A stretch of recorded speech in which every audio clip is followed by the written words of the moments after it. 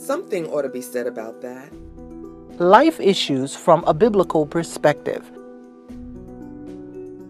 Things that are not normally talked about in church, but things that God definitely has something to say about.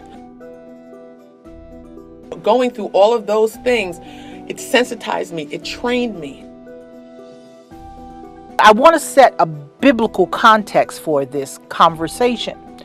There are a number of scriptures that outline how we should respond. I knew what I had to do, and it was a natural thing for me. We're going to talk about ways that the church should be helping.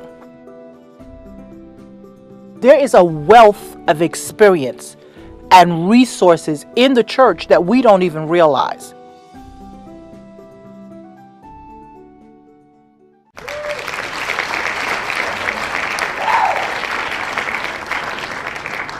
What are the lessons that come from the tens of thousands of pages of information that we've generated on these lives?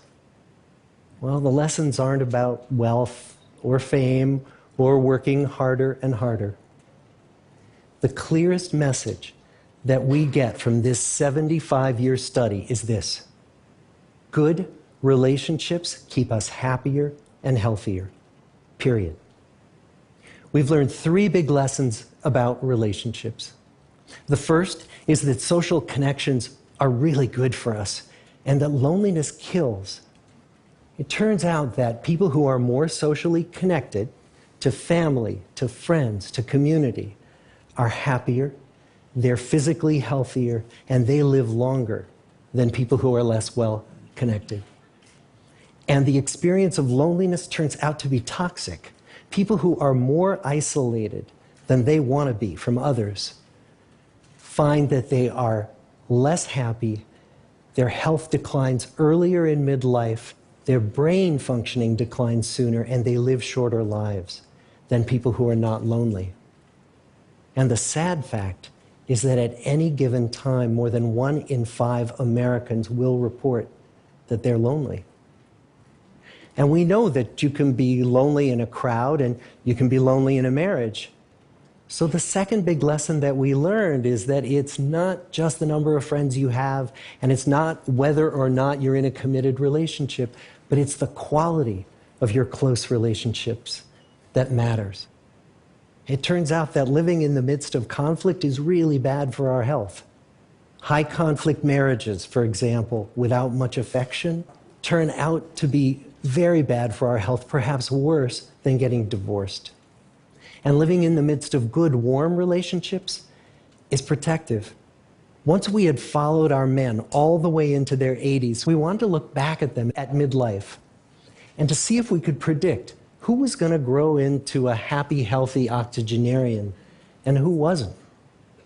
And when we gathered together everything we knew about them at age 50, it wasn't their middle-aged cholesterol levels that predicted how they were going to grow old. It was how satisfied they were in their relationships. The people who were the most satisfied in their relationships at age 50 were the healthiest at age 80. And good, close relationships seem to buffer us from some of the slings and arrows of getting old. Our most happily partnered men and women reported in their 80s that on the days when they had more physical pain, their moods stayed just as happy. But the people who were in unhappy relationships, on the days when they reported more physical pain, it was magnified by more emotional pain. And the third big lesson that we learn about relationships and our health is that good relationships don't just protect our bodies, they protect our brains. It turns out that being in a securely attached relationship to another person in your 80s is protective. That the people who are in relationships where they really feel they can count on the other person in times of need, those people's memories stay sharper longer. And the people in relationships where they feel they really can't count on the other one, those are the people who experience earlier memory decline.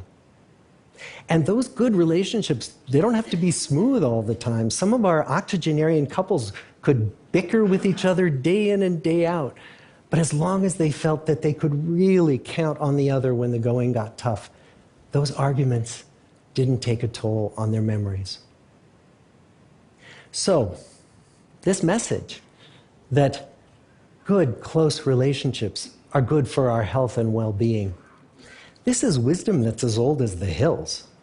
Why is this so hard to get and so easy to ignore? Well, we're human. What we'd really like is a quick fix, something we can get that'll make our lives good and keep them that way. Relationships are messy and they're complicated, and the hard work of tending to family and friends, that's not sexy or glamorous. It's also lifelong. It never ends. The people in our 75-year study who were the happiest in retirement were the people who had actively worked to replace workmates with new playmates. Just like the millennials in that recent survey, many of our men, when they were starting out as young adults, really believed that fame and wealth and high achievement were what they needed to go after to have a good life. But over and over these 75 years, our study has shown that the people who fared the best were the people who leaned into relationships with family, with friends, with community. So what about you? Let's say you're 25, or you're 40, or you're 60. What might leaning into relationships even look like? Well, the possibilities are practically endless. It might be something as simple as replacing screen time with people time, or livening up a stale relationship by doing something new together, long walks or date nights, or reaching out to that family member who you haven't spoken to in years, because those all too common family feuds take a terrible toll on the people who hold the grudges. I'd like to close with a quote from Mark Twain.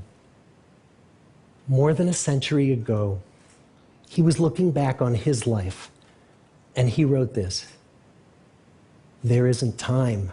So brief is life for bickerings, apologies, heartburnings, callings to account.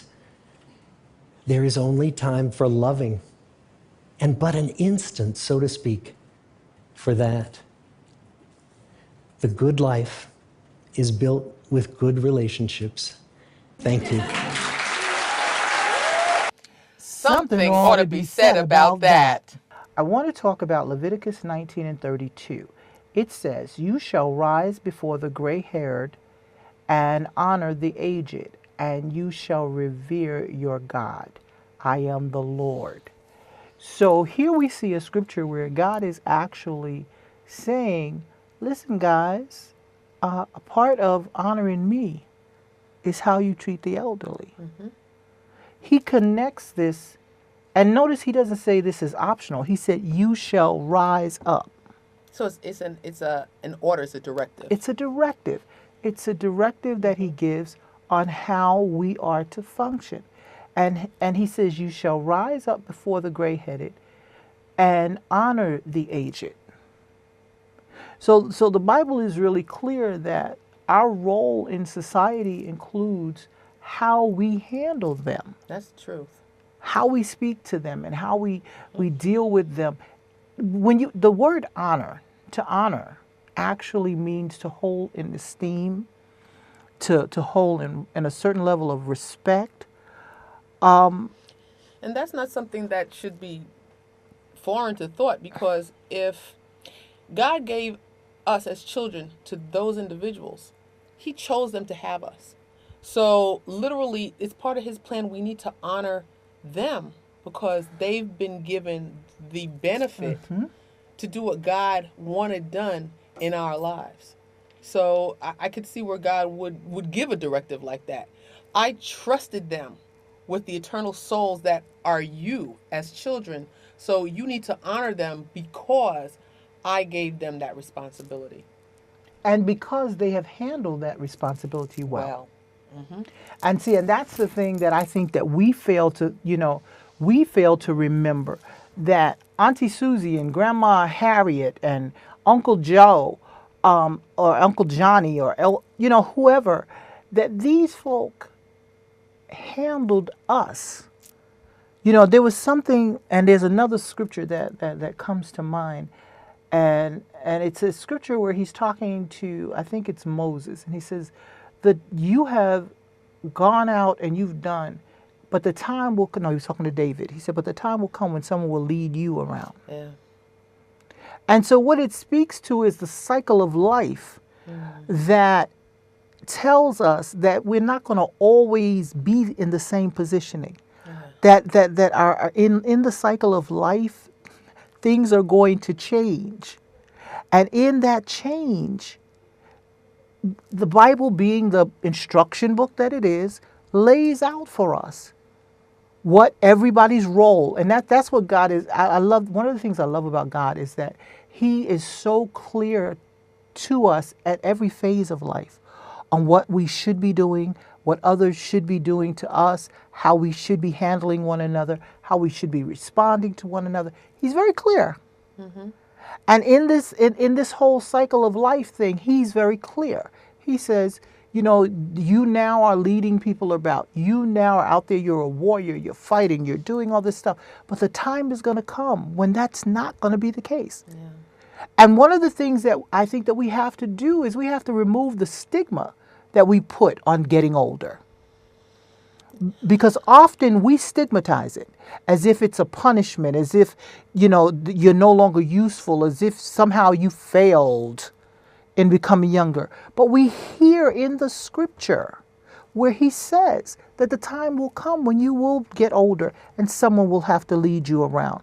We hear when He's talking to Moses, the Bible says that Moses was 120, he was up on the mountain, and the Bible said his strength had not abated, he was still strong, but God said to him, you will no longer go in and out, send Joshua. Yeah. God speaks to the change. He speaks to the change in life that is evident and that is going to come. He speaks to it when He tells us that, the older people are supposed to teach the younger ones, that they're supposed to pass on to another generation the information that they've learned. He speaks to the change. And I think that we have to have His perspective on the change. No signs of struggle. Growing small requires enormity of will. Just sitting still in the doctor's waiting room, watching the future shuffle in and out, watching it stoop, stare at you while you try not to look. Rare is an exchange, a smile of brief, wry recognition. You're the new kid on the block. Everyone here was you once. You are still learning that growing small requires a largeness of spirit you can't fit into yet. Acceptance of irritating help from those who love you. Giving way and over, but not up. You've swallowed hard the contents of the drink me bottle and felt yourself shrink. Now familiar furniture looms, floors tilt, and doorknobs yield only when wrestled round with both hands. It demands colossal patience, all this growing small. Your diminished sleep at night, your handwriting, your voice, your height. You are more the incredible shrinking woman than the Buddhist mystic, serene, making do with less. Less is not always more. Yet in this emptying space, space glimmers, becoming visible. Here is a place behind the eyes of those accustomed by what some would call diminishment. It is a place of merciless poetry, a gift of presence previously ignored, drowned in the daily clutter. Here, every gesture needs intention, is alive with consciousness. Nothing is automatic. You can spot it in the provocation of a button, an arm poking at a sleeve, a balancing act at a nighttime curb while negotiating the dark. Feats of such modest valor, Who would suspect them to be exercises in an intimate, fierce discipline, a metaphysics of being relentlessly aware? Such understated power here, in these tottering dancers who exert stupendous effort on tasks most view as insignificant. Such quiet beauty here in these, my soft-voiced, stiff-limbed people. Such resolve masked by each placid face. There is immensity required in growing small, so bent on such unbending grace. I think that a lot of the reasoning why that may not be so, especially in this society, is because the focus that is put before a lot of people, as you said earlier, talks about the fact that, you need to look like the younger generation. Speaking to the lack of vitality. But that's when they're centering more on what the society is putting out in terms of what our elderly needs to be like, as opposed to the Bible, because the Bible is clear, and if we're going to do it God's way, then it would mean taking on that transformation of the mind situation, trying to get your eyes away from what the society is telling you should look like as an elder, and putting it in context. Now, I'm not saying that you need to look old and dotish, not at all. But, age appropriate, yes. But you don't need to be running after your daughters to try to be their best friend and live out of their closets. I remember seeing something on one of the shows, Dr. Oz or something like that, that the daughter was upset because her mother was looking like her at every turn. And I watched what happened when they did a makeover. It may not have been his show, I don't remember. But when they did a makeover so that the woman was age appropriate, the daughter started to cry. Because she wanted somebody that looked like an elder. She wanted somebody that was her example, not her compadre or something like that. She wanted somebody that she could look up to, somebody that could be somebody to lead her, and not somebody that wants to be next to her all the time. So I think that, looking at our elderly and our disabled and honoring them is something that will help us as younger people to be in the position we need to be, so that we can learn what needs to be done, so that when we get to be in their position, we can also be an example to somebody else. Exactly. It's very important. One of the things one of my friends said to me recently, society has really fostered this false image thing of never really it's almost like you have to hide the fact that you're old. Mm-hmm. It's like you got to hide it, and you have these situations where people don't feel comfortable just being who they are, just acknowledging that, like I was talking to someone recently and they said grandmothers don't make cookies anymore. Mm-hmm. Because there was a time when you thought of the term grandmother, you thought of a person who was older. You thought of a person who was in a certain place and moving in a certain direction. Mm-hmm. And that they were the ones taking care of the grandkids, and they were the ones providing guidance to their adult children. You had them in a position. Mm-hmm. that is no longer the case, because now they out there partying just like the kids. That's true. And there's a difference between partying and living life. I remember my grandmother was in her bedroom, and she was a person that loved contact. I know people may not know what contact is now, but back then it was something akin to wallpaper. And she was trying to redecorate parts of the wall. And she was on a chair, and I walked in, I got concerned because I was like, why is she standing on this chair and she's doing this? And I said to her, Grandma, you don't sit down and knit like other grandmas. But the thing about it is, I wasn't trying to put her in a box, but even in saying that, I was kind of proud that she wasn't the type of person that was just sitting there and rocking and doing nothing. But at the same time, it wasn't like she was trying to be somebody else. She was trying to be a vital, independent person that could take care of her own.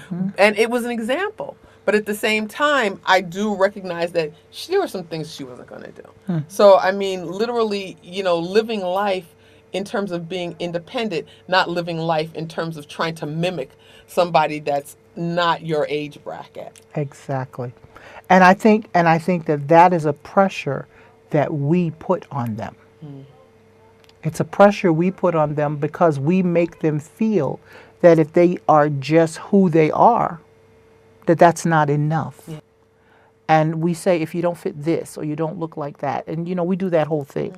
And so it leaves them often afraid to admit where they are and that they need help Yeah. because they feel that by doing so, they're going to be judged as inadequate. And I think it speaks to what we do to the self-esteem levels of the elderly in our communities. We put them in positions where they're afraid. And I had someone say this to me. They were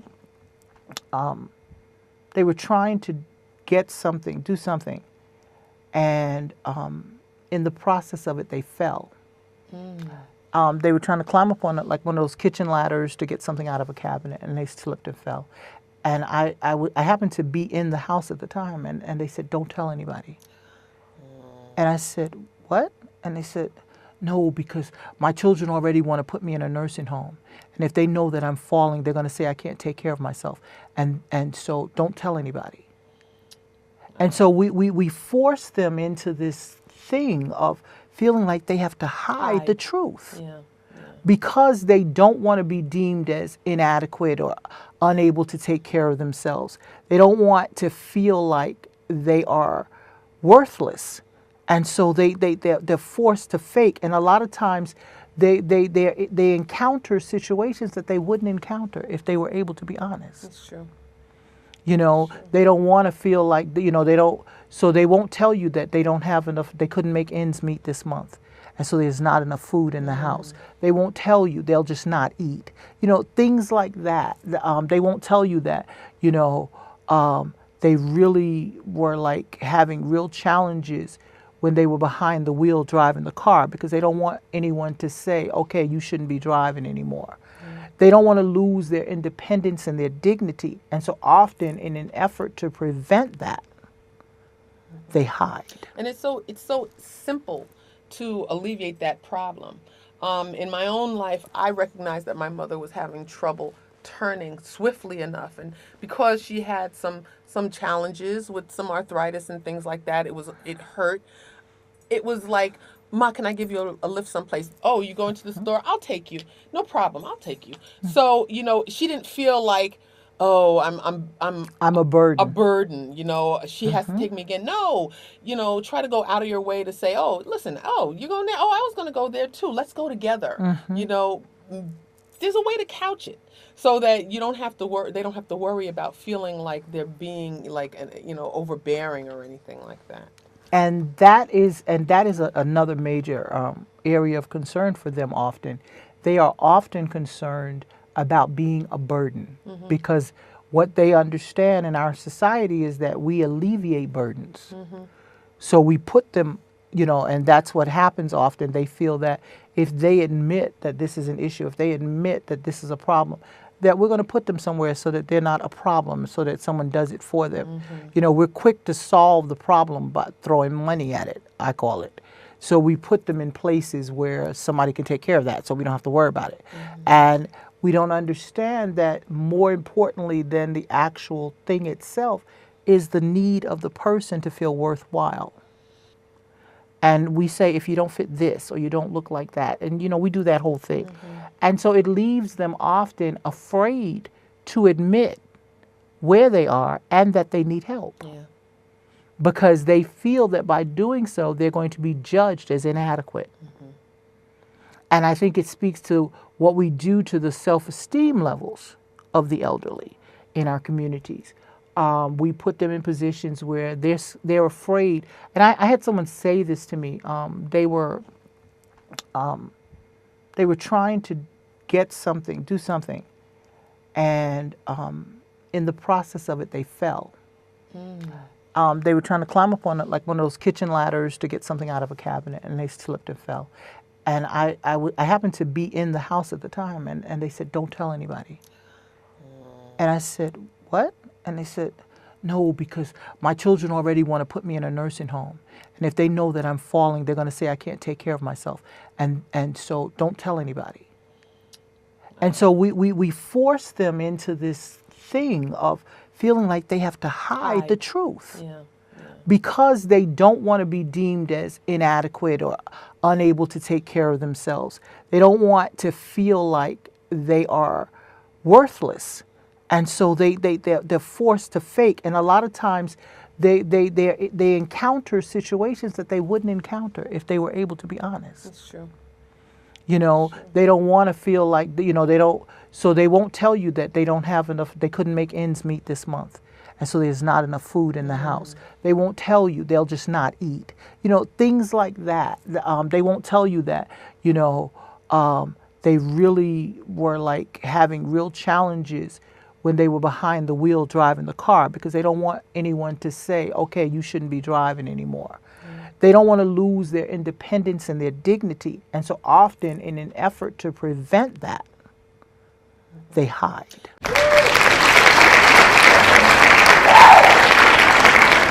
Join us on our next episode of Something Ought to Be Said About That as we continue our conversation on honoring the elderly.